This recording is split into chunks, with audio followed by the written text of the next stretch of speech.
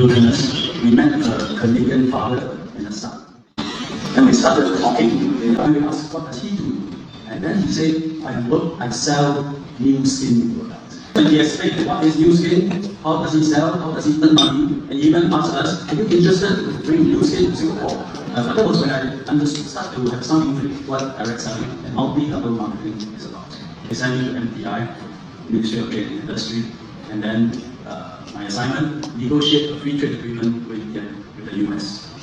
So Singapore is contract to the US. Then I still remember vividly, he said, just one small detail Singapore must look into. This comes from the US President of US Chamber of Commerce. He said in Singapore, you don't allow multi-level marketing. You group them as pyramid style. He said it's wrong. Go back and take a close look. But I looked at the rules carefully and start to understand what MLM is about. How is it different, entirely different from pyramid selling? And that's when I thought, let's come up with an exclusion order.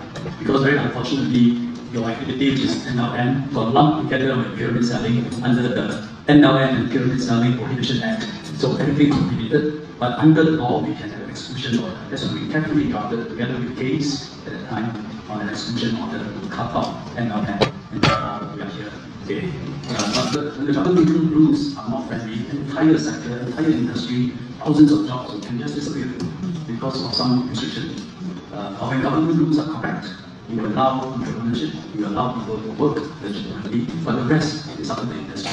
And for 50 years, we built this up. Today, 22 members. In fact, in terms of distributors, I think we have more than 400,000.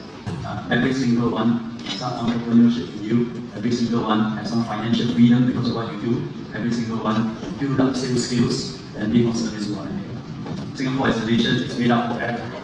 Whatever your station in life, whatever you do, and then you people sell good products and make up your life. Yeah. So we will continue to promote this entrepreneurship, this sense of enterprise, and this sense of financial.